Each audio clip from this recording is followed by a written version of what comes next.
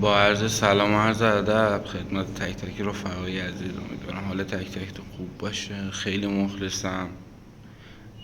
فقط قبلش یه چیزی، من یه نکته خدمتتون عرض کنم. امیدوارم اگر این مطلب به درتون میخوره یه لایک و یه کامنت برامون بذارید، ازم حمایت کنیم، ما هم انرژی بگیریم و کارهای بیشتری با هم انجام بدیم.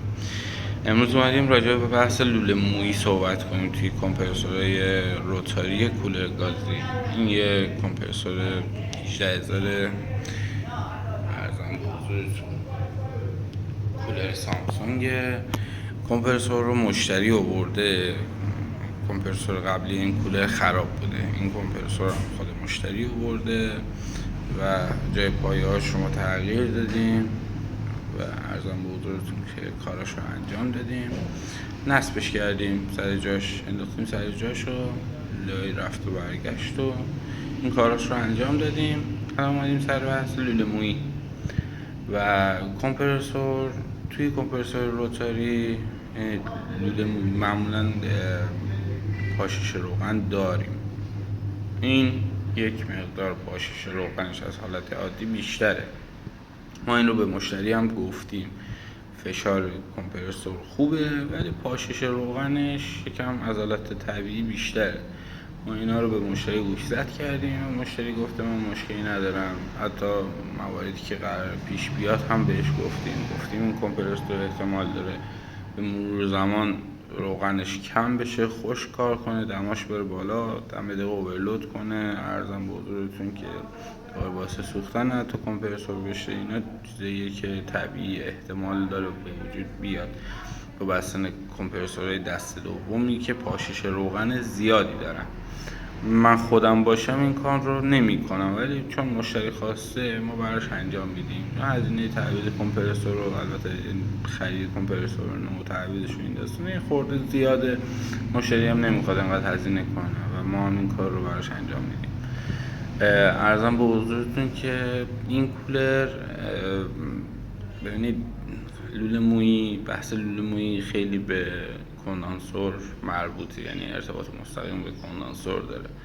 یعنی دبی لوله، تعداد خط رفت و برگشت، عرضم به حضور ردیفش، اینا همش مربوطه و اینا رو در نظر میگیریم. توی محیطی که ما هستیم فشار معمولا 70 تا 65 تا 75 پی اس آی فشار نرمالیه که در زمانی که گاز توی مدار باشه توی اوج گرما این فشار به 250 پی اس آی هم میرسه. البته یک چیزی که هست، چون این کمپرسور کار کرده ما این فشار رو سعی میکنیم 70 پی اس آی بگیریم یا 75 پی اس آی بگیریم، بیش از این نگیریم که به کمپرسور هم فشار نیاد، این کمپرسور توی مدار بمونه، دم دقیقه اوورلود نکنه.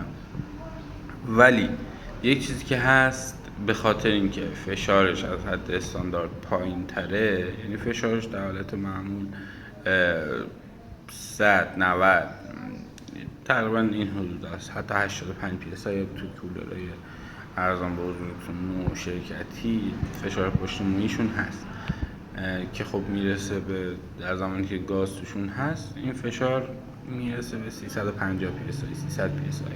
حالا ولی ما چون این کمپرسور کار کرده یه مقدار طول عمرش پایین تره، مسلما ما نمیخوایم به این کمپرسور فشار بیاد، ما این فشار رو روی 70 تا 75 پی اس آی میگیریم. یک مقدار از سرمایش کولر کم خواهد شد، اینها رو هم ما به مشتری توضیح دادیم، ولی خب مشتری دستور دادن که این کار رو ما براشون انجام بدیم و البته این کمپرسور روغنش رو هم تعویض کردیم. این ما از خط برگشت، یعنی خط رفت کندانسور یه لوله آوردیم، یه والف این قسمت جوش دادیم، این سر لوله مویی هم که میره به خط لیکوید ما. حالا کمپرسور رو روشن میکنیم که فشار پشت موییش رو هم داشته باشیم. این توی کمپرسور روتاری معمولا تا کمپرسور به اون فشاری که ما میخوایم برسه 1 دقیقه، نهایت 1 دقیقه و 30 ثانیه طول میکشه. حالا کمپرسور روشن شد، فشار آروم آروم میره بالا. ببینیم رو چند وای میسته. من لوله موییشو دست نزدم هنوز. لوله موییش همون لوله مویی ثابت خودشه، چوک نیست به ایجاد، گرفتگی نداره، عالی داره کار میکنه لوله مویی.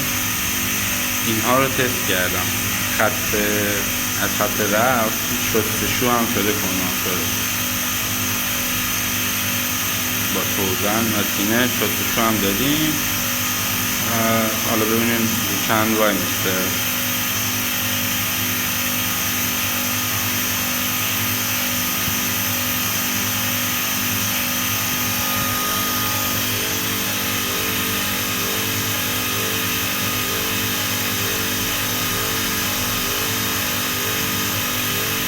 تقریبا 70 PSI ما داریم.